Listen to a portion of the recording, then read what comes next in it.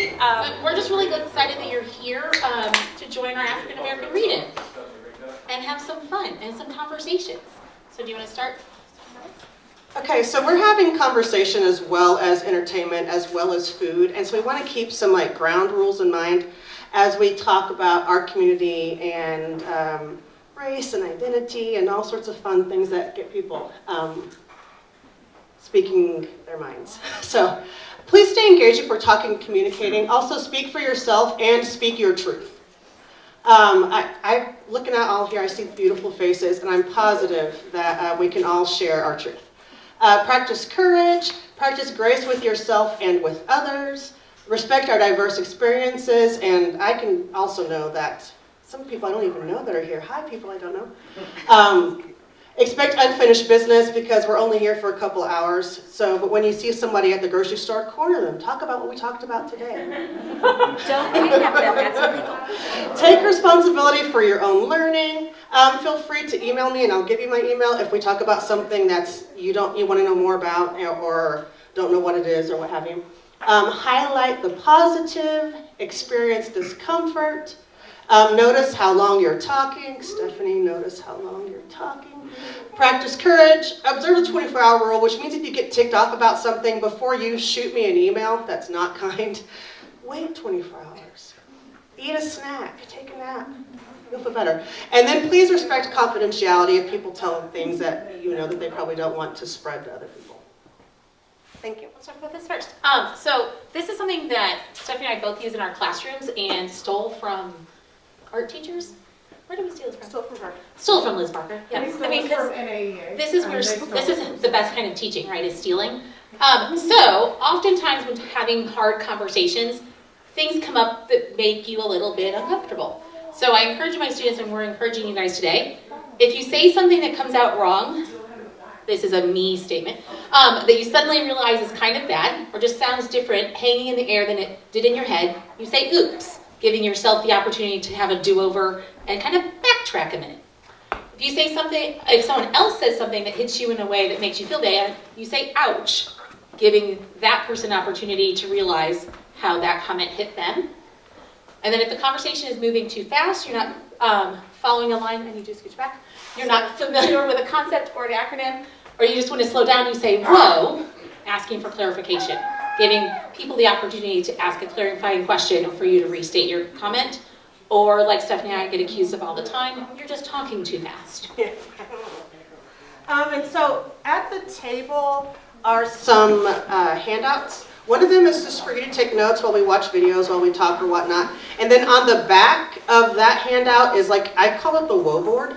And that way, if somebody says something and you want to talk about it later, you just write it down. That way we're not fighting because we're in a church. Okay, thanks. They're all wonderful and happy, right? So to get started, now that we've all got you seated down and comfortably sitting there, we're going to make you move.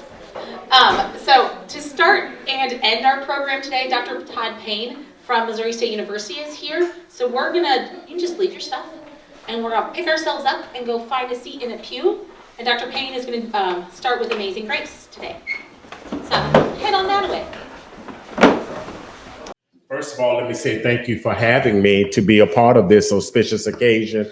I'm still on cloud nine at the wonderful response I received from the students and the administration when I came up almost about a week, or maybe it was a week and a half ago, to be a part of the high school's Black History program. And on the way back to Springfield, Missouri, one of your faculty members wrote me and said that Dr. Payne, the students really enjoyed you.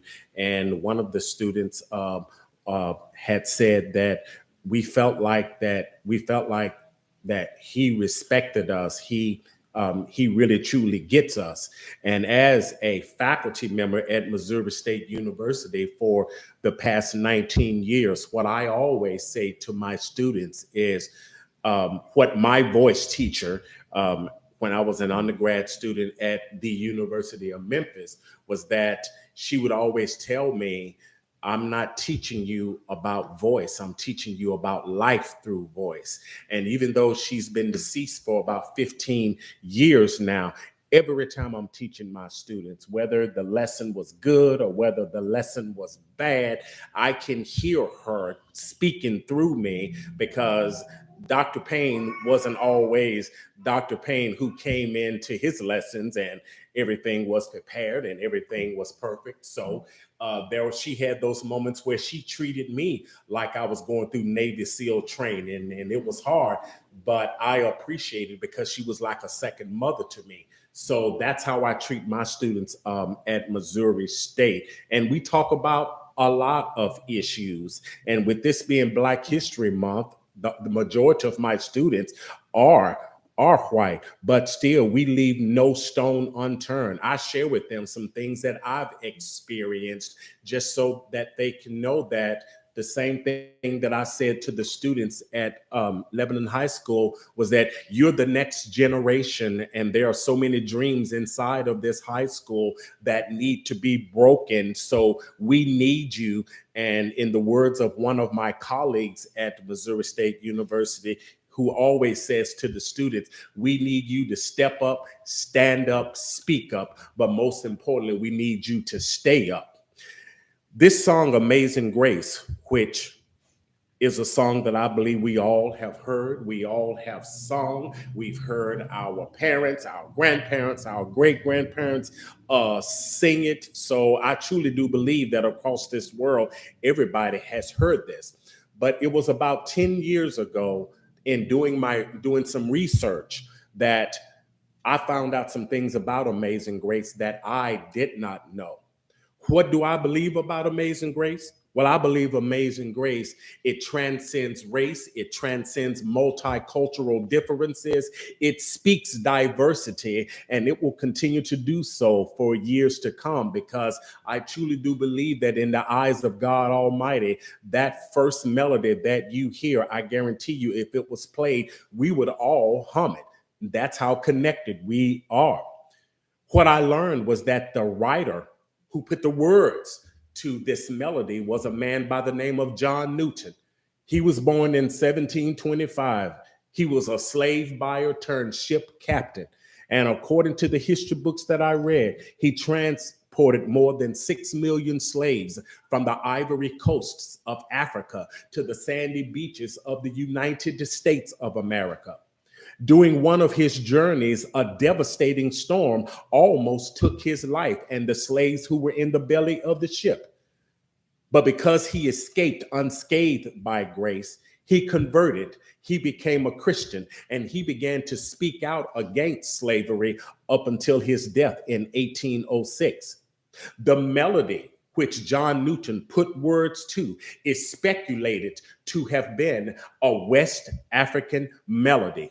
And if you've heard of the gospel artist by the name of Whitney Phillips, he's a bass, he's one of my favorite artists, and he was ministering to this huge congregation, and he said that he went up to the Library of Congress and looked up Amazing Grace, and he said in that book, it said two things: words written by John Newton, melody unknown. And he said to the congregation, I don't know about you, but when I get to heaven, yes, I'm going to want to meet the Apostle Paul and Abraham, but I want to find that one slave who came up with that melody and shake their hands.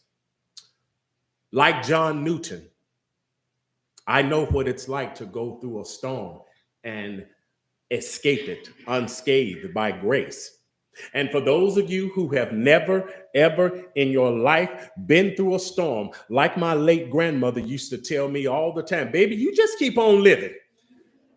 With your permission, I'd like to sing Amazing Grace for you the way that I was brought up on it, the way I heard it in my home, the way I heard it in church, and the way, just maybe, John Newton might have heard it on that particular journey when he and the slaves came up out of that ship unscathed by grace. Mm-hmm. Mm-hmm.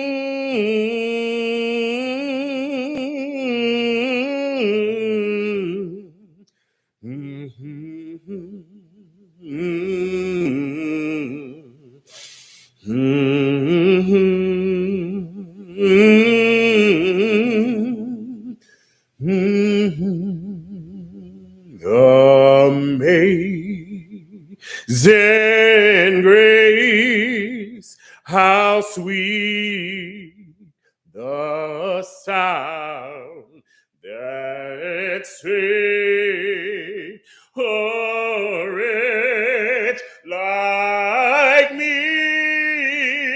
I once was lost, but now, oh Lord, I'm found.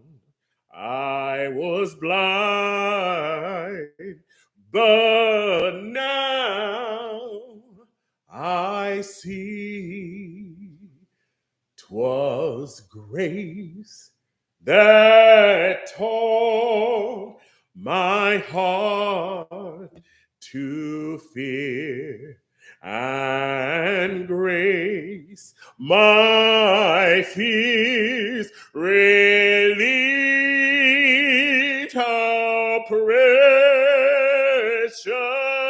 did that grace appear the hour I first believed. Through many days, just toils and snares, I have already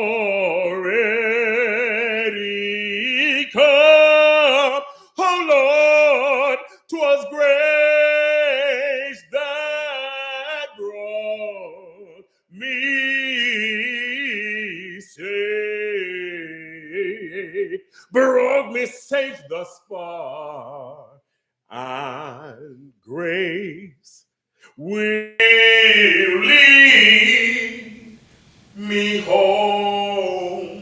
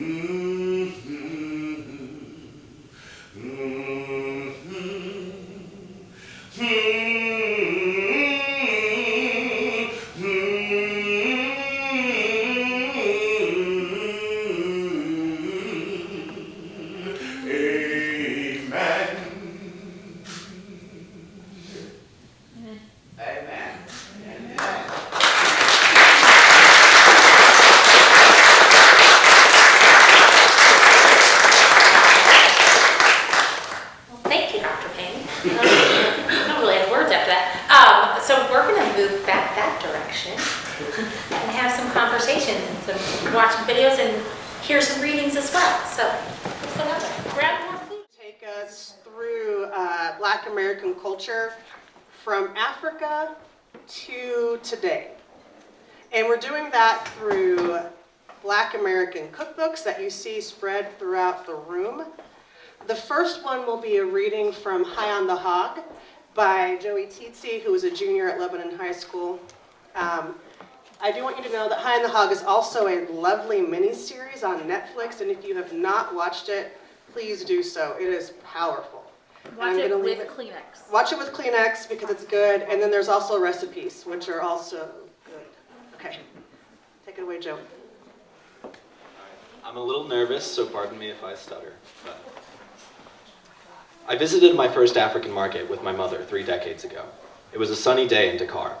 We left our hotel, the Croix du Sud, a grand Art Deco vestige of colonial times, to take a few turns around the European part of the city.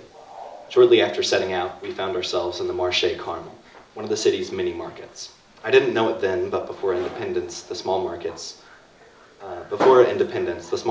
had been bustling and designated for use by Europeans. We wandered, looking at the displays, wrinkling our noses at the butcher's stalls. We were fascinated by the flower sellers who jostled each other for positions and rather loudly demanded payment for any photographs taken.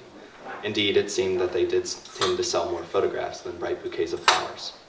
Little did I know that my first experience in the Marché Carmel would initiate me into a lifetime of market love on the African continent, and the love of food that those markets have spawned on both sides of the Atlantic.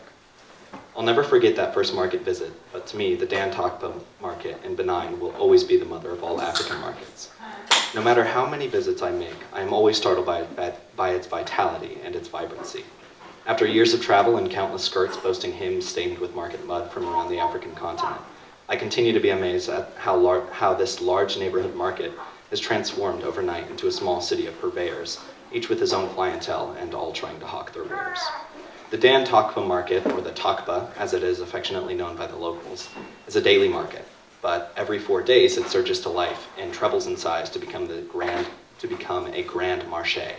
The Tokpa is not solely a food market. Everything from brilliantly painted fabrics and small, surely incendiary plastic demijohns of gasoline can be purchased. However, the exuberance of the food section and the variety of comestibles sold there speaks to the importance of food on the African continent. Enormous snails that look like escargots on steroids are piled onto mats in one section. In another, the air is pungent with the funk of dried smoked shrimp that are used for seasoning dishes. Bulging burlap sacks overflow with gari or cassava meal, a major local starch. Earthenware cooking pots and calabash bowls are displayed in all different sizes and shapes. Familiar leafy greens, tomatoes, chilies are sold as well, albeit in different varieties with unfamiliar names. Everywhere the eye glances, there is a celebration of food in West Africa. In terms of variety, the Tokpa rivals the exoticism of the souks in Marrakesh and the bazaars of the winding alleys of Mombasa, Kenya. Yet many of the goods sold, okra, black-eyed peas, watermelon, and more, are familiar and remind me of my American home. The markets of the African continent are timeless. I collect late 19th century and early 20th century postcards of African markets, and I'm often amazed and bemused by the similarities of clothing, gesture, and ingredients. Even today, despite the growing proliferation of supermarkets and home freezers among the middle class, there's still a love for the marketplace and the community it creates that will drive even the fanciest West African homemaker to mix with the crowds in search of just the right ingredient. Over the years, I've also accumulated a mental Rolodex of recipes of West African food, from the poisson braise, grilled fish of Benin, to the alico, which are deep-fried bananas of the Côte d'Ivoire. They include grilled meats that are served up in spicy sauces for busy housewives to carry home in enameled basins, and one-pot stews that nourish hungry laborers from the country. There are also small fried tidbits for after-school snacks and cocktail nibbles for the elite, peanuts roasted on sand-covered griddles, orange-hued fritters dripping with palm oil, and more. The dusty streets of the Tokpa seem to be the perfect place to begin this culinary journey. With the food of the African continent on glorious display, we can begin to learn how, over the course of the centuries, that food transformed the cooking and the tastes of the United States. The cooking of Africa is yet to have its moment on the foodie radar. With the exception of food from the southern Mediterranean coast and of South Africa, it would seem that we're content to remain in the dark about the taste of the continent. However, those who have tasted yassa, a lemon-infused chicken and onion stew served over fluffy white rice from Senegal, or kedjenu, a deep, slow-cooked Ivorian stew of Guinea hen, or freshly caught grilled fish served up with an oniony tomato-based sauce called mayu. In Benin, know how short-sighted this is. Much African food is tasty indeed. The traditional foods from the African continent may also reflect some of the world's oldest foodways. For, as James L. Newen puts it, in The Peopling of Africa, a geographic interpretation, all humanity shares a common Africa-forged genetic identity. Some of the continent's food even tastes surprisingly similar because for centuries of forced and voluntary migration, the food of Western Africa has had an influence on the cooking of the world, transforming the taste and the dishes of many nations east and west, and few more than the United States. Current thinking is that the African continent is where man originated. If this is true, it is also where humans first began to forage for food. As early as 18,000 years ago, some Nile Valley communities in Upper Egypt made extensive use of vegetable tubers. Later, humans began to care for wild grasses as well, but did not establish true cultivation until about the 6th millennium BC, when people started to domesticate plants and animals and evolved lifestyles that were less nomadic. Many of the crops they cultivated then were native to the continent and are still cultivated today. These include some types of yam, African rice, and cereals such as sorghum and maize. Evidence of early agriculture has also been found within the Sahara, which then had a moister climate. Over time, these people migrated south, driven by the increasing desertification of the Sahara in the western part of the continent. They settled in 3 different areas, each of which depended on the major grain or foodstuff as the basis for nourishment. A wide band below the Sahara spanned from Sudan in the east to Senegal in the west and developed around the cultivation of sorghum and several varieties of millet. A coastal area around the Niger Delta region, including what is today Senegal and the Republic of Guinea, depended on rice and fonio, a native cereal grass that produces a small mustard-like seed. A third area, also on the coast, ran from today's Côte d'Ivoire through Cameroon and cultivated yams. These 3 crucibles, cereal, rice, and yams, also mark 3 distinct areas from which enslaved Africans were brought to the United States. Each had its own traditional dishes centered on the starch that was its preference. Those from the rice crucible were among some of the earliest transported by the transatlantic slave trade to what would now become the United States. They brought with them their knowledge of rice cultivation and their memories of rice-based cuisine, like that of today's Sengals, where wags say that the Lord's Prayer should be rewritten to say, "Give us this day our daily rice." Those from the yam crucible arrived later with the ferocious slave trade and made its way down from West Africa coast to Senegal to the Gold Coast and then to the south to the Bight of Benin and beyond. They saddled the United States with eternal confusion between the New World sweet potato and the Old World tuber, which name came to bear the yam. Those from the cereal crucible were inland and therefore not an immediate influence on American tastes until the inception of the slave trade. They depended on millet and fonio, which were traditional, and by the time they were involved in the trade, on large amounts of American corn. Thank you, John.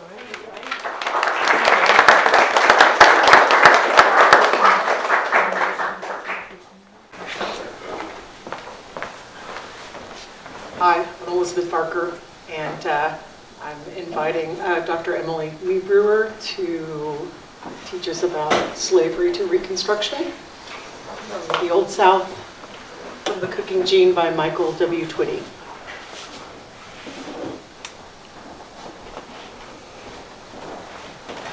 I met her when I was 6 and just moved here from Arizona. Yes, that is true. And now she teaches my children. So my reading is from The Cooking Gene by Michael Twitty, and I borrowed Stephanie's copy because I wanted to read a little bit more for context, and I ordered one for myself, and I can't wait until it comes so that I can read the whole thing. He has a website, it's wonderful. And also, I love the way he writes because his sentences are like paragraphs long practically, but it makes it a little hard to read. The Old South is a place where people use food to tell themselves who they are, to tell others who they are, and to tell stories about where they've been. The Old South is a place of groaning tables across the tracks from want. It's a place where arguments over how barbecue is prepared or chicken is served, or whether sugar is used to sweeten cornbread can function as culinary shibboleths. It is a place in the mind where we dare not talk about which came first, the African cook or the European mistress, the Native American woman or the white woodsman. We just know that somehow the table aches from the weight of so much, that we prop it up with our knees and excuses to keep it from falling. The Old South is where people are far more likely to be related to one another than not. It is where everybody has a Cherokee, a Creek, a Chickasaw, a Seminole, or a Choctaw lurking in their maternal bloodlines. But nobody knows where the broad noses or big asses come from, It is a place where dark gums and curly hair get chalked up to lost Turks and meandering mystics. But Nigeria and Gambia are long forgotten, unlike everything else that is perpetually and unremittingly remembered. Proud bloodlines of Normandy and Westphalia and County Armagh and Kent endure here. Like it or not, it is often in the bodies that bear no resemblance to those in whom those genes first arrived, bodies like mine. The Old South is a forgotten little Africa, but nobody speaks of it that way. Everything black folks gave to the aristocracy and plain folks became spun gold in the hands of others. From banjos to barbecue to Elvis, to rice and cotton know-how. Everything we black Southerners kept for ourselves, often the unwanted dregs and markers of resistance, felt like markers of backwardness, scratches of this uncivilized, idolatry, and the state of being lost. And yet I loved that Old South, and I loved it fiercely in all her funkiness and dread. To be honest, I never hated white people for their strange relationship to us, their colored kith and kin. But I grew up with the suspicion that they had no clue just how much of us there was in their family trees and stories and bloodlines and on their groaning tables. Maybe if they did, we would know less enmity towards one another. The Old South is where I had to return. The Old South is my name for the former slaveholding states and the history and culture they collectively birthed from the days of contact through civil rights. My Old South doesn't end when white people start recovering from the Civil War and move to southern cities and start working in mills and factories. My Old South ends when black people are formally and forcefully brought out of the 19th century in the middle of the 20th. Maryland, Virginia, West Virginia, North and South Carolina, Georgia, Florida, Alabama, Tennessee, Kentucky, Missouri, Arkansas, Mississippi, Louisiana, Texas, and Oklahoma. Pretty much the census South. Heads may shake over this list, but my geography is determined by the fact that the South is multi-regional. Landscapes, politics, subcultures, climates, ecosystems, and crops separate Blue Ridge from Bayou Country, Chesapeake from the Ozarks, the Black Belt from the Low Country, the Delta from Bluegrass Country, and Middle Tennessee. Old South culture is also not bound by growing up in the former Confederacy. Where are you from in the South? Privileges settlements and cities, not to mention the white folks' version of what Southern means. The former Confederacy is not the totality of the South or Southern culture, and the Deep South is younger than the Seaboard and Upper South. The prominent cities of the New South, while markers of the Sun Belt, are not really where the vernacular culture of the South came to be. It was in the wide swaths of densely populated rural country, often not far from rivers, where the elements came together. In 2011, I remembered that I had started to forget where I came from. I became aware of my own apathy and amnesia. I had a responsibility to study the generations before me and use that to move forward. So I worked with my then partner to craft a crowdfunding campaign called the Southern Discomfort Tour. My goal was for us to travel the South looking for sites of cultural and culinary memory while researching my family history and seeing the food culture of the region as it stood in the early 21st century. There are giant peaches on top of towers and statues of boll weevils and giant mammies and country stores that sell pig parts aplenty and have coolers that can keep a deer carcass or a mess of largemouth bass cold for 3 days. Nothing can prepare you for the sea of green cane or rice or tobacco or the way cotton looks when it's young and bushy and putting out mallow-like blossoms. The road signs are clear. Three crosses on a hill, get right with God, signs for cans of field peas and succotash, buffet-style halls and meat and threes off the highway, and nondescript adult entertainment centers. Old plantations lend their name to actual historical sites on the brown landmark signs, as well as to apartment complexes and resorts, and battlefields are everywhere. In some town centers, the auction blocks are remembered. From the town I live in Maryland, to Oxford, Mississippi, the Confederate soldier stands guard near the old courthouse, and people will point out to you where the hanging tree stood, or stands. There is a lot of beautiful and a lot of ugly mashed together. Pecan trees are my favorite thing, and they stand guard over my grandfather's home in South Carolina. Nothing matches the light filtering through Spanish moss in the latest part of the day. The elders talked about how beautiful this place was, and if you are lucky, you will learn why they left it and what that first taste of northern cold was like, and the realization some things were no better no matter where you lived. In the words of my maternal grandmother, the day I learned up north wasn't streets paved with gold and that white people there could be just as bad, was the way I learned that sometimes the grass is greener because there's more shit to deal with. But she missed the crepe myrtles, and my grandfather missed the taste of ripe cane nabbed from a neighbor's yard. I had to come see it all for myself. It's a misnomer, the Old South. The South has never been still, or merely aged. It is not stagnant, and it is not as set in its ways or physical boundaries as much as some would like to pretend. Perhaps there's nothing old about the South except its heirs. Mississippi, Alabama, Georgia, Arkansas, old? The first two were barely middle age. Georgia was just starting to think about being emeritus, and Arkansas was in puberty when the war between the states, because real Southerners don't say the Civil War, broke out. The New South waits for us, but it's less place than lingering idea. And the postmodern South? Who cares? Nothing is made there.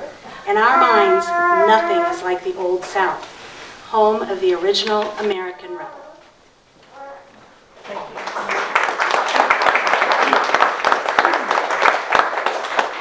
Next, we're going to be showing a video, and then we'll have table conversations, so I hope you've been taking notes. The English teacher can't help herself. So I need to admit that despite being the same age as Mark Zuckerberg, my mostly love-hate relationship with Facebook is real, but it produces amazing things. So when Stephanie starts posting on her Facebook about watching things about food, Shade Redmond, science teacher at Lebanon High School, goes, "You need to watch this show." So Stephanie starts watching it, and she goes, "You have to watch this show with me. You have to watch this show right now." So I then watched the St. Louis episode, and as a St. Louis native, started crying. Because to me, the way we interact with food is the way we interact with our souls, right? This is the way we interact so much. So we're going to watch, this is the end, right? Yeah, very end of this episode from True South about food in St. Louis and about how it's really defined by sandwiches. That's amazing. Also, I do want to also give a shout out to Shane. He got me to go to ESPN. She now has ESPN. Right? That's how powerful this show is. What's the promise of America in that moment? Like, why come to America? The freedom. Definitely the freedom. We make restaurants part of our routines, part of our lives. But we rarely know the stories of the people behind the counters, or the memories they carry with them to work. The food we eat carries failure and triumph, loss and love. I met my wife here. She came in one day. What'd you order? That I don't remember, man. That was like 20, 30 years ago. I remember her mushroom hair. She's African American. She had this mushroom hair. At the time, it was cute, very cute. Oh, she was beautiful. She still is beautiful. Oh, we've been married for 30 years now. Victor's story is not unique in St. Louis. In fact, it defines St. Louis. That's something Quee knows in his bones. We were uneducated. We couldn't speak the language. So according to certain standards, we were losers. But look at us now, right? And that's the promise of America. And the promise of St. Louis. And the promise of St. Louis, 100%. I cannot overstate how much I came to love St. Louis. Whether it's the South or not, quickly was beside the point. We knew we'd like tripe sandwiches and St. Paul sandwiches, but we didn't expect to stumble across a unified sandwich theory of American identity. But there it was, a way to see all the places we call home, a way to know that every one of us was once one of them. Food tells the story of someone's culture, right? Yes. You and I sitting here and discussing food, this is what brings us together. You know, this is where we find our commonality. Everyone makes a sandwich. And I think we've lost that and we've forgotten that, you know, because the strength of our country is that idea of America. The only way to do and understand one another is to do what you and I are doing. Have the same pub and, you know, talk to one another. And that is where the conversation begins. So grab some more food, get back to your table, let's talk. Raise your hand and we'll get a share. Thank you, Ethan. When you decide to come to MSU, you give me an email, and I'll look you up in the study or law department, okay? You know, regardless, I'm not sure where you grew up. Did you grow up in this area? Testing, 1, 2, 3. Hello. That was something that just really... I didn't hear what was going on the other side of the table. I wish I would have asked you before I started speaking. But Joseph and I were talking about some of the stuff we were writing down from the listening. I thought was really interesting the idea of in these other countries, like you look in places in Taiwan or in like certain parts of Africa or places like that, they have a culture of a market. Like you go into the market, you barter, you buy things, it's very human, there's people who own the shops. In America, our markets are very like corporate. It's all owned by these mega rich people. You never speak to anybody. There's just employees. It's not organic. So I think that something that we can do to better our community is encourage more of these natural market settings and have this more human experience whenever we go to buy food or buy clothes or things like that, because it feels very desensitized. Alrighty, someone from another table. What did you guys talk about? Don't be shy, raise your hands. Someone? You can do it, you're a great speaker.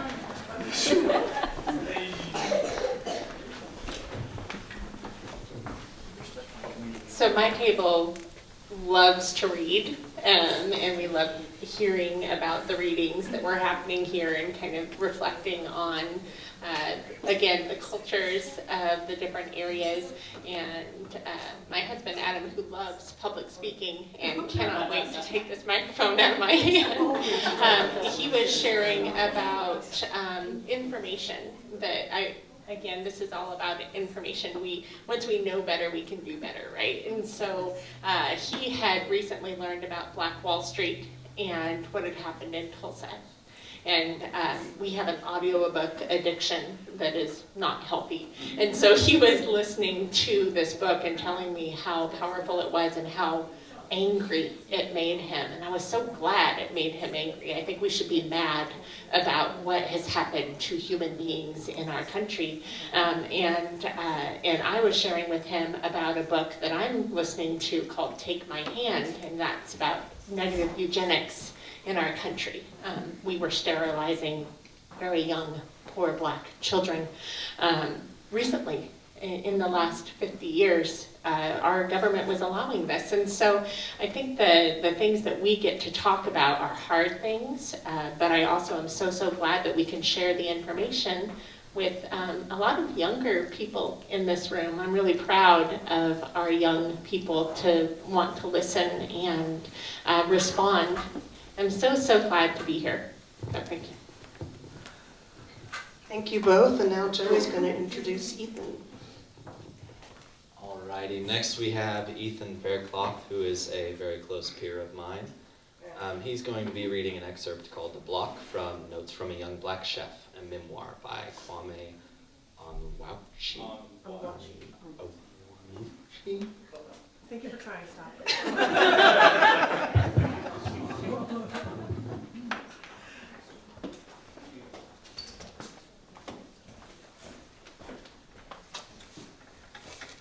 As he said, my book, sitting over on that table, is called Notes from a Young Black Chef by Kwame Onwuachi. He's a chef, obviously. He was raised, he came up in the Bronx. He has some African heritage in Nigeria. So he went over there, learned about sort of the culture of their food, came back. And he has this infusion, he's a restaurant right now. He has this infusion of this African cuisine versus what he came up with eating, and he's kind of an infusion. And he makes some, like, I don't want to say wealthier food, but like some very nice food. So it's an interesting sort of triangle of very good ingredients, this culture, this culture. The book was great. He just talked about his upbringing and things like that, and there's some recipes. So This is a section that follows, he was speaking of when he was growing up, and this was in the Bronx, and talking about sort of the culture there, how it affected him, how he was moving through his life. And to give you, so you know what I'm talking about, right now he is a teenager, I think he's 16 or 17, and he's sort of hustling, getting money together. He's about to start his business. So, violence, actual violence, and the threat of it permeated Webster. I saw my first murder when I was 16. I was up at Jaquan's crib, smoking a joint and blowing the smoke out the window at 2 in the morning or something, when I saw a couple of guys arguing on the stoop across the street. I thought they were playing dice or just drunk or both. That wouldn't have been unusual. All of a sudden, one of the guys just pulled a gun on the other and shot him point blank in the chest. The guy ran to the building and I put out the joint as fast as I could. I didn't need to be a witness. After a few minutes, I cautiously crept back to the window to watch the parade of police, then EMTs, then forensic photographers, and gradually a crowd of onlookers. I went to sleep, and by the morning, the scene had been cleaned up, like nothing had happened. Then a few days later, I was buying a vanilla Dutch before school, and I saw the guy who did it at the bodega. I was terrified that he had somehow seen me see him, but he just gave me a nod. I gave him one bag, and that was that. Another time, I was watching Friday at Jaquan's when Barshan banged at the door. "Kwame, open the door," Barshan shouted. He ran inside holding a black .45 caliber gun. "Did you just shoot someone?" I asked. "Nah, man," he said. "These dudes from the 1200 side just ran up on us. Everyone is brawling up downstairs. I need to scare them away and air the shit out." I don't know why, but suddenly I had the urge to air it out myself. "Can I do it?" I asked. Barshan looked at me strangely for a second and said, "Yeah, take the ratchet quick. Go, man." I ran to the window and looked out. Below us, true to Barshan's word, an all-out war was underway. I held the gun out the window, pointing upward. I didn't want to hit anyone on the other side. Bang, bang, bang, bang, bang. 5 quick shots, 5 flashes of light. The figures on the ground paused for a second and then scattered. I was shaking. I had wanted to take the gun. I had wanted to shoot, and yet I couldn't believe that this was somehow normal. I heard Barshan laughing behind me. "Man," he said, giggling, "give me my gun back. You look shook." I was. I couldn't stop wondering where those bullets had landed. My ability to slide through 2 different worlds was my greatest asset in those years. It made me invisible when I had to be, invisible when I wanted to be. And it landed me jobs. The neighborhood's biggest employer was the McDonald's at 173rd and Claremont Parkway. But the pay was embarrassingly low, of course, and having to serve your friends, and worse, your enemies, $1 Big Macs was humiliating, especially with the corny-ass visor you had to wear. I did eventually spend some time working there, but first I got a job at the McDonald's inside the Macy's on 34th Street, far away from the projects, away from the possibility of running into anyone I knew. It was a chance not only to make some money, but to get out of the Bronx, away from the battlefield, out of my mental armor a few times a week. One summer, I answered a job on Craigslist to work at the Calexico, a Mexican street food cart started by 3 brothers. I got a job for Barshan there too. He had dropped out of school that year and was clearly flailing. He had never had the respect of the guys on the block and didn't have anything to offer, like I did with my cop-friendly elocution and tight jeans. He was getting pushed to commit increasingly more violent crimes, robbing people outside of Webster, that kind of thing. For whatever reason, probably because I didn't live in Webster, Barshan opened up to me. A year or so before, I asked him why he was dropping out. He said to me quietly, his long dark face looking down, "I'm not shit. I'm never going to be shit." It was heartbreaking at the time to hear it, and heartbreaking to see it play out. I thought I had gotten him a ticket out of Webster with this Calexico gig. The job was great for me. I learned how to grill chicken and steak, how to roll burritos and make quesadillas. Everything we made was from scratch, from the guacamole to the famously addictive crack sauce. And so between this and McDonald's, I was exposed to 2 very different models of fast food. Calexico was the first time I had worked in a kitchen, even though in this case, there was no literal kitchen. I don't think Barshan shared my passion for cooking, but it was at least a job, and the spirit of Soho was so different from Webster, I thought it would open his eyes, give him some hope. To get to Prince and Worcester, we'd embark on a public transit odyssey. From the first BX4I bus to 3rd Avenue, then the 5 train to 59th Street, before transferring to the downtown art of Prince Street. It was a schlep. I spent plenty of time in Manhattan as a kid going to parties with my parents in Chelsea, and as a family as we passed through a series of apartments in Harlem. But Barshawn had never left the Bronx. He never made it to Manhattan. Of course, I didn't know that at the time. It hadn't occurred to me that you could be so close and yet so far away. The first couple of days we spent in training, so we took the journey together. He sat in the train with his eyes wide open. By the time we got to Soho, with its cobblestone streets, expensive boutiques, and tourists, he was gobbling everything up. But because our shifts didn't always overlap, about the second week, he had to do it on his own. I could tell he was scared, so I carefully drew him a map of where to go and how to get there. But it didn't help. He couldn't do it. After a few days showing up late or not showing up at all, he got fired. The next time I saw him on the block, he said, "Sorry, Kwame, but I told you, I ain't shit." Back then, McDonald's paid about $7.25 an hour, which barely covered the subway fare to get there and back. Luckily, there were other jobs, an entire economy in fact, that were much more lucrative and easier to enter. Drugs. Saying you sell drugs is like saying you sell cars.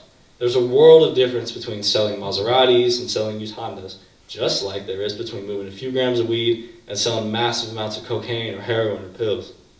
Everyone had to come to their own conclusion, as I did. But from where I stand, saying something is bad because it's illegal and good because it's legal breaks down when the color of your skin pretty much makes you a criminal to begin with. The guys at Webster had all been in and out of lockup. I was, in fact, the only one who hadn't seen the inside of a jail cell. Even when they weren't serving time, the guys from Webster were constantly hassled by cops. This was at the height of Mayor Bloomberg's stop and frisk years, so it wasn't uncommon to be thrown against a wall and searched a few times a week. And even when they weren't being pushed into the backs of cars or holding cells, they were still in the prison of no opportunity. The projects are like a social science experiment to see where the crabs could crawl out of the bucket. It's a feedback loop for hopelessness. The guys from Webster see only other guys from Webster, so they end up looking up to the drug dealers and the gang leaders. And since so many of those guys, people like Cyrus and Booby and Ruger, end up either dead or in jail, they lose hope. The world outside doesn't want them. The market outside doesn't need them. They're on their own, trying to build a life in the literal black market.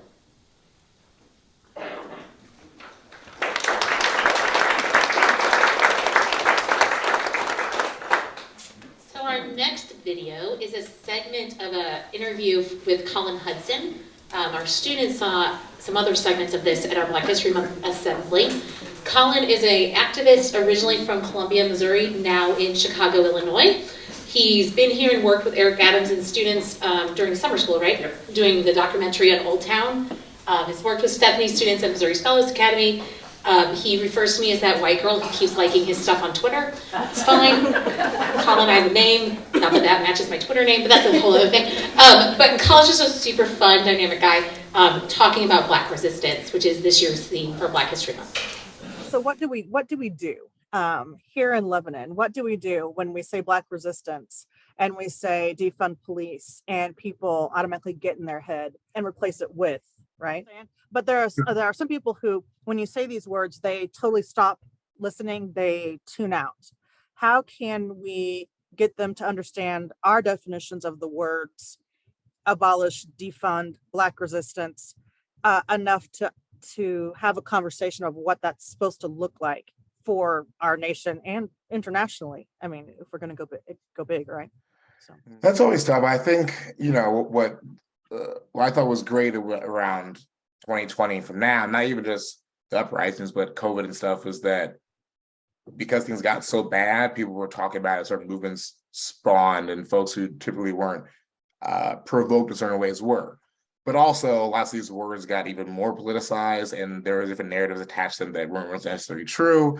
And so there's this conversation of what these things actually mean, and whether it's like in good faith or not. But I want to bring up one example that may be too in the weeds and maybe not. But when I was in Lebanon on the artist residency several years ago, working with Eric Adams, and I met you, Stephanie, and for about 2 weeks or so, I was talking to, I forgot his name, but bus driver there, and I mentioned I'm from Chicago, I live in Chicago. The first question was like, the violence in Chicago, how is it so violent?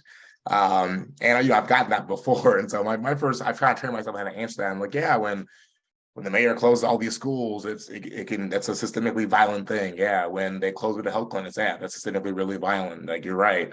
So kind of like gear the situation that way towards systems versus like people doing things that are the results of generations of trauma.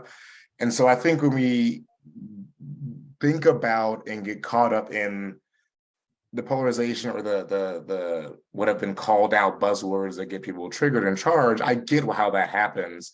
But let's like think about stories and how we're all affected by this. I think, Black liberation is liberation for everybody. Queer and trans liberation is liberation for everybody. Into patriarchy helps everybody. You know what I mean? So I think framing in the way of these isms, these violences being abolished or what have you, they help everybody.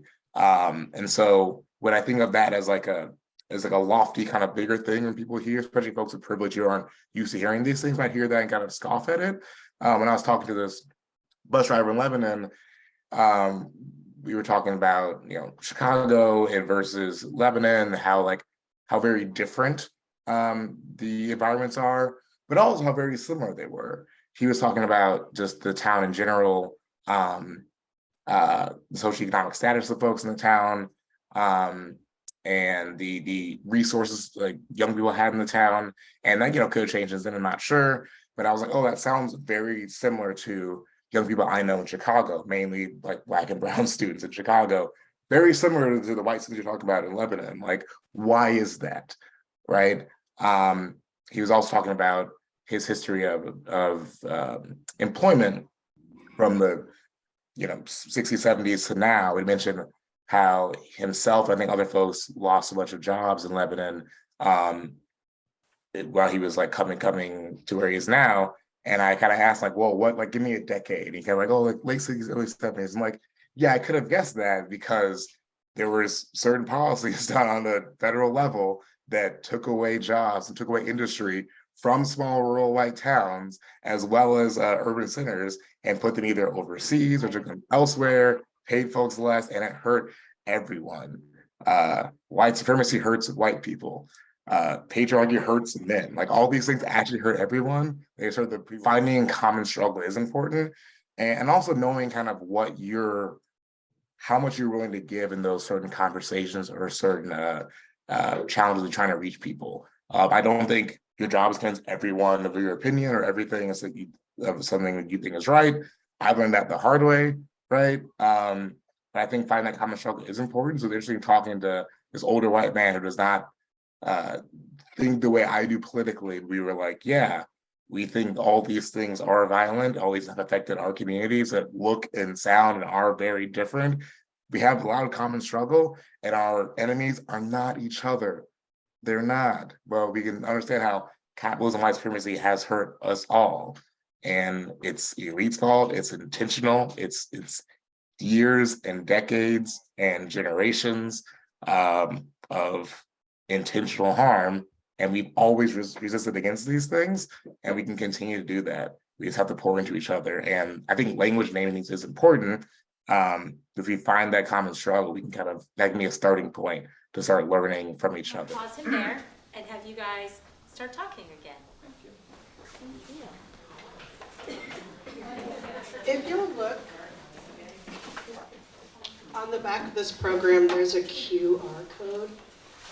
If you want to watch this whole entire video, it is in a folder on a Google Drive. It's really a great video. We had a lovely time talking to Colin. But it's also got the playlist that you heard when you guys were coming in earlier. It's got the playlist on it, all the readings, recipes, all the things. They're all in a folder. QR code. We're so fancy here.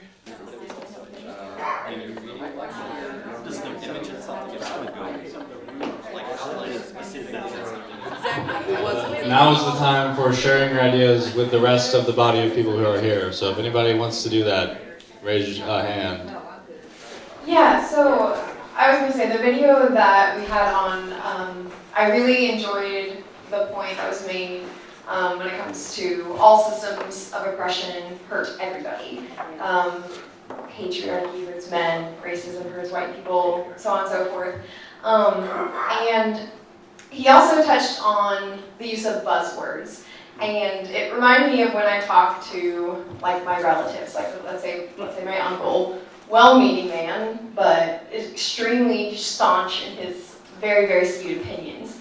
When you remove buzzwords, when you remove the things that NBC and Fox News love to argue and spit back and forth at each other, when you remove them, you often come to the same conclusions. So I don't know, it just made me think of how we find those commonalities, because if the young man on the screen was able to make connections between children in Chicago with children in Lebanon, that in my mind is quite a reach. So to be able to do that, to be able to have those connections and conversations, I think means a lot, and I don't know, it makes me consider how we can do that here. I'm gonna sit and make it awkward because Rochelle told me to. That's what teachers do. Every teacher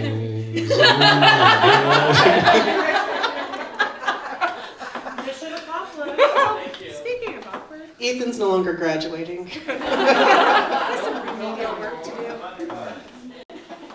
Okay, now we have Mr. Shane Redman. He teaches science at Lebanon High School, and he's just a lovely human being. He's also quite tall. And when I asked him, he literally, without hesitation, said he would do whatever I asked him to do, and I didn't even know that he liked me that much, so that's really nice. We do.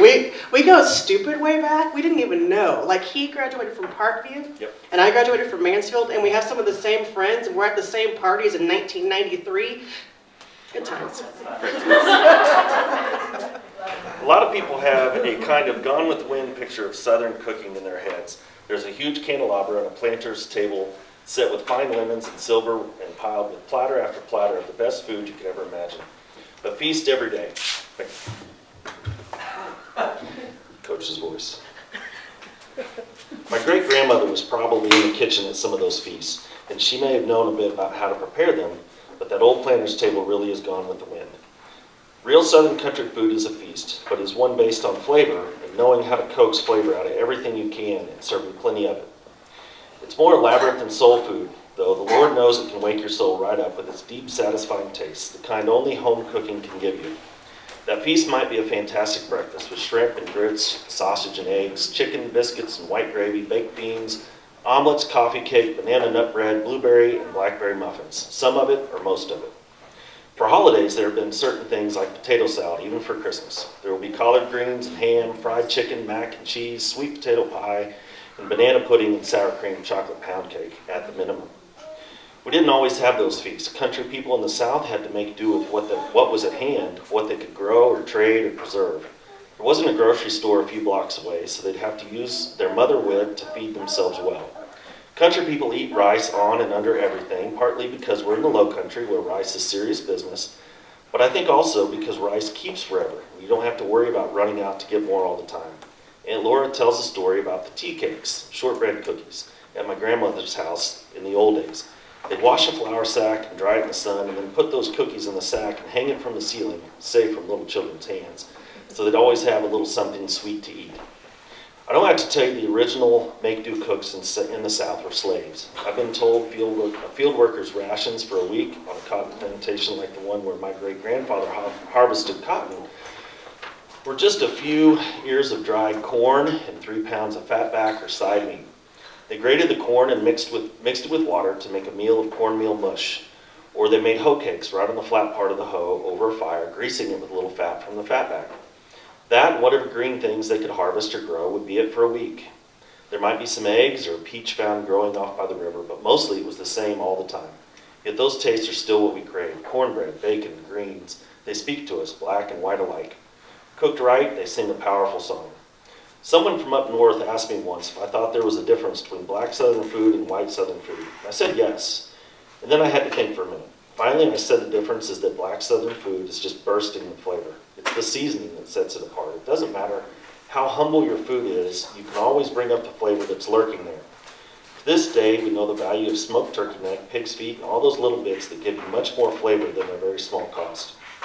Even some canned peas or beans, if you cook them long enough and season them carefully enough, we'll have people who eat them swearing that you're out of the kitchen shucking peas or snapping beans all day long. They taste that good. A lot of people in my family and among my friends think leftovers can be much better than fresh cooked food, especially dishes like next day fried greens and rice. My grandfather loved to eat leftover cornbread with buttermilk and also greens. The edges of the cornbread are dried out, yes, but that just means it's ready to take up the juices of whatever you're dipping it in, or to be turned into a basis of a delicious stuffing. Leftover chicken or pork smothered in gravy has all the flavor of the original dish, plus more from the gravy. My grandmother always added a pinch of sugar to tomatoes, peas, and beans, and especially lime as if she hadn't soaked them. She grew most of her own vegetables on the farm, and then she moved to Savannah to take care of us. My father would go to the city market, the farmer's market downtown, to buy fresh produce to bag and freeze what wasn't eaten that day and the next. We children loved the vegetables just as much as every other part of the meal. Of course, you have to know how to choose only the freshest ones at the market, how to treat them, how to cut up the collards before you cook them. People are always asking me where my recipes come from. And my usual answer is my grandmother. Because of her, I learned I learned recipes the way they were, cooking them in the early 1900s here in the country. We didn't even write them down. We just learned how to do it. We learned how food works. That's it.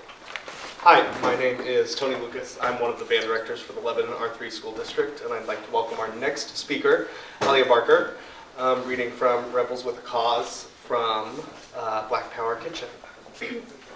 So we come from resilient people.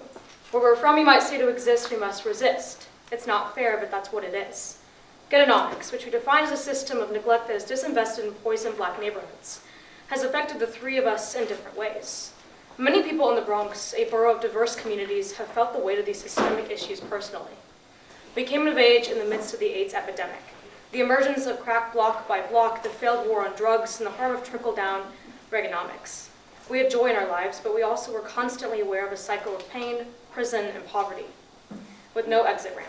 Decades later, the headlines seem fresh, but in reality, the story feels all too familiar. The police remain a constant threat. In New York, many essential workers who pushed through the pandemic live in the Bronx. COVID-19 transformed their day-to-day, taking thousands of lives in a short period of time. A willfully ignorant government ignored AIDS at its peak in the same way was true for the coronavirus. Both affected folks who are often overlooked.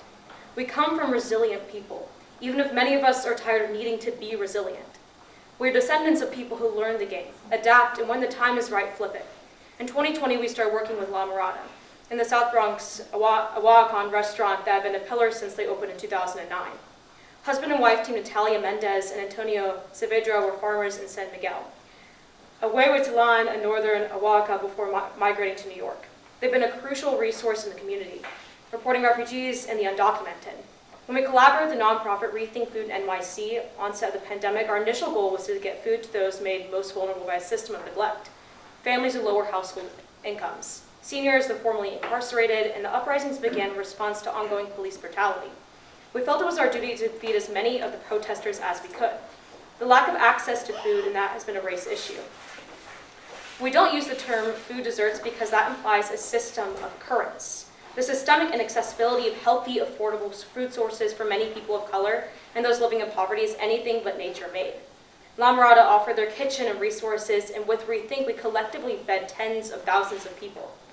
The collaboration with our friends at La Mirada is influenced by the Black Panther Party, who many still predominantly associate with violence, or as the federal government called them, domestic terrorists. But a fair interpretation of the Panthers also considers their circumstances. Many of them young victims of long-standing police abuse fed up with such attacks, who wish to protect themselves with their neighbors. History has taught us that a few European settlers in the New World started a whole revolution with British over similar complaints. In 1969, the Oakland chapter of the Black Panther Party launched a free breakfast program for school children. Members and volunteers sought donations from grocers and received guidance on healthy meals. The impact on the kids was immediately noticeable by the school officials, who saw that students were more focused on and energetic because they weren't hungry. The initiative spread to other chapters, and soon the Black Panther Party was feeding thousands of children per day nationwide. This positive approach conflicted with the militant depiction of the group in the media. Under the leadership of J. Edgar Hoover, media who considered the Black Panther Party a serious threat, the FBI discredited the program and its intent. The free breakfast program was eventually disbanded, but not before the Black Panther Party had successfully demonstrated that the power of ensuring hungry mouths got fed. In part due to pressure from communities who had seen the results of Panther's work, the federal government permanently adopted its own school breakfast program in 1975. Our medium is primarily food, but social justice is deeply embedded in what we cook, who we serve, and where we direct funds, and the efforts we make building a society that has a place for us and for our people. The recipes in this chapter all touch on the aspect of Black resistance and rebellion. For example, Ghetto Griot speaks to Haiti's historic independence that upended ideas of the longevity of slavery. And our Black Power waffle, and one of our most iconic dishes, leads on coconut and cocoa and the story of people's identity. We sit down with Emory Douglas, the former Minister of Culture in our Black Panther Party, whose groundbreaking art and design gave a movement to its visual language. We sustain ourselves with nourishing food, belong in a community with our peers, and learning ways to upend complex systems to create healthier, enriching futures. Through resistance and rebellion, we can see change through action. We invest in ourselves and we invest in our community, and we hope to inspire others to do the same. Thank you.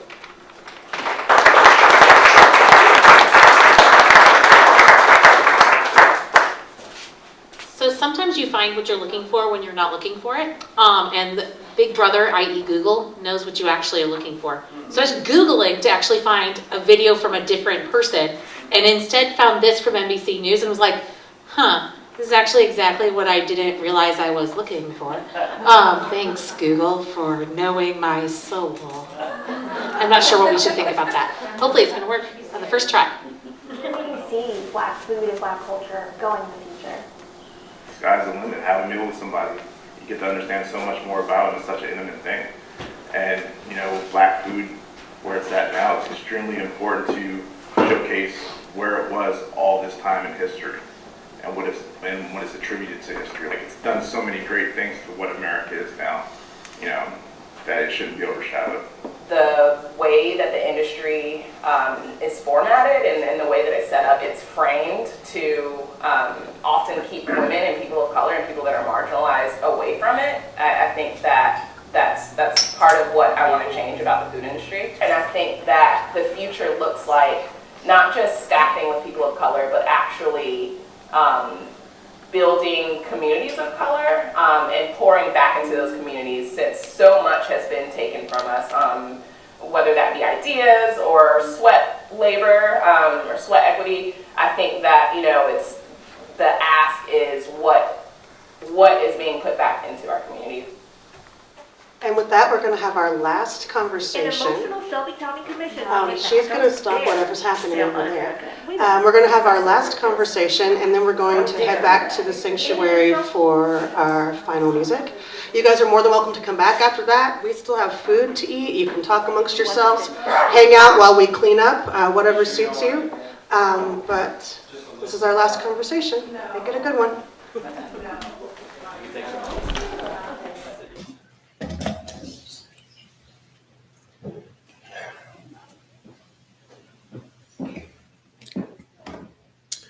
August 28th, 1963, on the steps of the Lincoln Memorial, a young man stood and told the world about a dream that he had.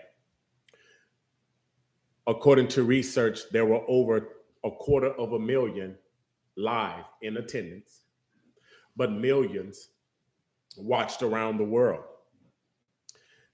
And I'm sure you or someone if you were to ask the question, where were you on that day when Dr. King spoke about his dream?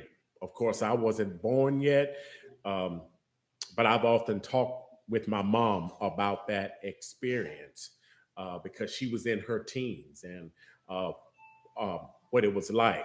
Could you turn my phone off, please? Sorry about that. That wasn't supposed to happen. So, okay. Could you give it to me? I want to make sure that it doesn't, just pull it out just to make sure it doesn't come back on again. Sorry about that.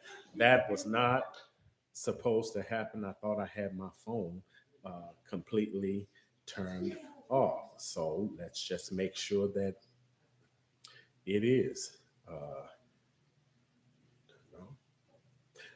Now it is completely turned off. Okay, so where was I? Yes, I've spoken to my mom on certain occasions about that experience, as well as others who have said Dr. Payne, I was in front of the TV with my mom and dad, or I was just out and about and I heard it on the radio. I haven't met anyone yet who actually said that they were there. And that's one of my hopes and dreams, that I can meet someone who says that, you know, I was there in DC. That was in 1963.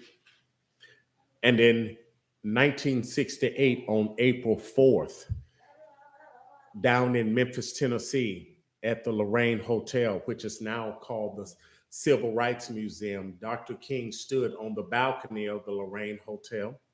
And according to research, he was going to a lodge to speak upon the way the sanitation workers had been treated. And he leaned over and spoke to the organist who was standing down on the pavement. And he asked that organist, would you please play Precious Lord, Take My Hand, and play it sweetly, which apparently that was his favorite song. It was my grandmother's favorite song. And I'm sure if I ask you by a show of hands, how many of you love Precious Lord, Take My Hand? Several of you, including me, would raise your hand. But as soon as he stood back up, a bullet from across the street in another building that still stands today was the cause of his demise. And even though he's not with us physically, I believe his dream is still alive today. That is why when I was at Lebanon High School, I shared with the students that some of you all here have dreams. No, I said, if your dream doesn't scare you, well, your dream is not big enough. And I went on to say to them, some of you here in this high school, one of you or several of you have the cure to cancer. Some of you, if not several of you, have the cure to stop hunger. And I went on to say that I believe there are some of you here at Lebanon High School, you have the cure to stamp out racism. The question is, how big is your dream? Hear the words of the late Reverend Dr. Martin Luther King Jr. And in closing, I'd like to speak this in memory of Mr. Tyree Nichols. And so even though we face the difficulties of today and tomorrow, I still have a dream. It is a dream that's deeply rooted in the American dream. I have a dream that one day this nation will rise up and live out the true meaning of its creed. We hold these truths to be self-evident, that all men are created equal. I have a dream that one day on the red hills of Georgia, the sons of former slaves and the sons of former slave owners, will they be able to sit down together at the table of brotherhood? I have a dream that one day even the state of Mississippi, a state sweltering with the heat of injustice, sweltering with the heat of oppression, will be transformed into an oasis of freedom and justice. I have a dream that my 4 little children will one day live in a nation where they will not be judged by the color of their skin, but by the content of their character. I have a dream today. I have a dream that one day down in Alabama, with its vicious racists, with its governor having his lips dripping with the words of interposition and nullification, one day right there in Alabama, little black boys and black girls will be able to join hands with little white boys and white girls as sisters and brothers. I have a dream today. I have a dream that one day every valley shall be exalted. Every hill and mountain shall be made low. The rough places shall be made plain, and the crooked places shall be made straight, and the glory of the Lord shall be revealed, and all flesh shall see it together. This is our hope, and this is the faith that I go back to the South with. With this faith, we will be able to hew out of the mountain of despair a stone of hope. With this faith, we will be able to transform the jangling discords of our nation into a beautiful symphony of brotherhood. With this faith, we will be able to work together, to pray together, to struggle together, to go to jail together, to stand up for freedom together, knowing that we will be free one day. Oh, this will be the day. This will be the day when all of God's children will be able to sing with a new meaning. My country, 'tis of thee. Sweet land of liberty, of thee I sing. Land where my fathers died, land of the pilgrim's pride. From every mountainside, let freedom ring. And if America is to be a great nation, this must become true. And so, let freedom ring. From the prodigious hilltops of New Hampshire, let freedom ring. From the mighty mountains of New York, let freedom ring. From the heightening Alleghenies of Pennsylvania, let freedom ring. From the snow-capped Rockies of Colorado, let freedom ring. From the curvaceous slopes of California. But not only that, let freedom ring from Stone Mountain of Georgia. Let freedom ring from Lookout Mountain of Tennessee. Let freedom ring from every hill and molehill of Mississippi. From every mountainside, let freedom ring. And when this happens, when we allow freedom ring, when we let it ring from every village and every hamlet, from every state and every city, we will be able to speed up that day when all of God's children, black men, white men, Jews and Gentiles, Protestants and Catholics, will be able to join hands and sing in the words of the old Negro spiritual. Free at last, free at last. Thank God Almighty, we're free at last. We shall overcome. We shall overcome. We shall overcome someday.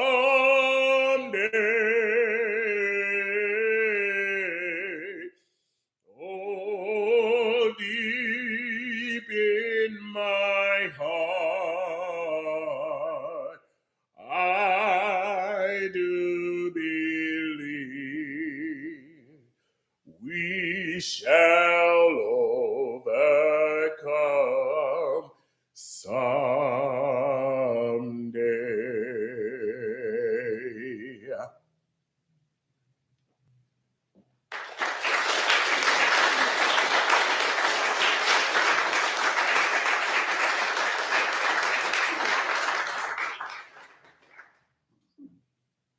Well, I'm very humbled and grateful to each of you for attending this African American read-in. I'm especially grateful for our in-person guest, Dr.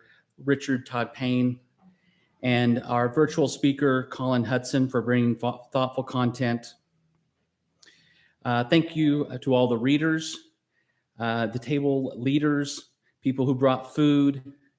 This event would not have been possible for the leadership of Stephanie Hasty and Amanda Parshaw, Liz Hutton, and Elizabeth Barker.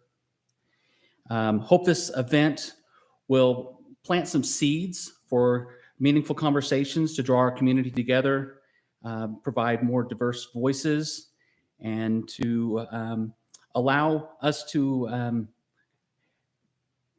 come together and talk more. I want to invite anyone that would like to have a recorded conversation or to share some thoughts to see me afterwards. We can do this here today or at your convenience.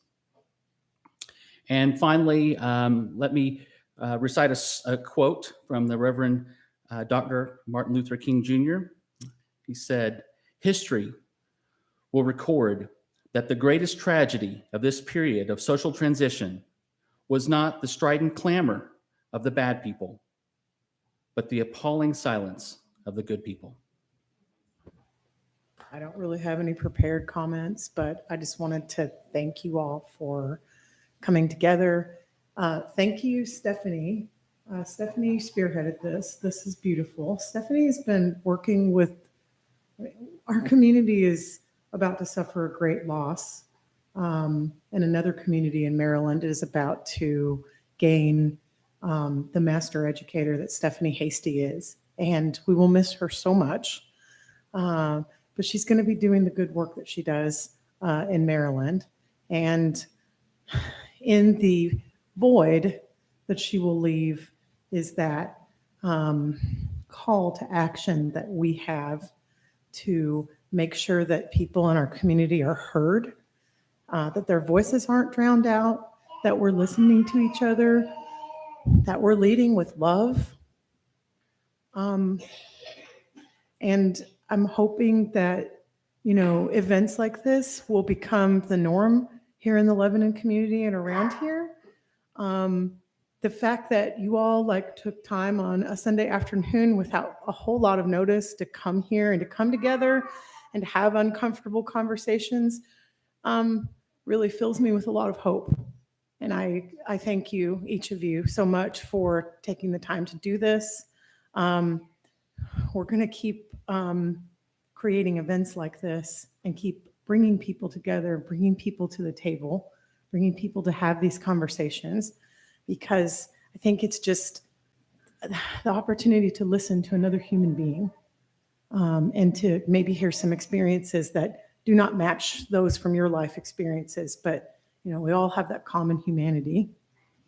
Lebanon High School will host the Culture Fair once again about March 24th, March 22nd, 2024. And yes, this is a shameless plug because this is, we're looking to keep those conversations going. We're looking to bring the whole world to our community because it's valuable and because it's what education is all about. It's just about how do we see each other, and seeing each other is a good thing and it's a beautiful thing. Okay, I talked too much. Lift every voice and sing till earth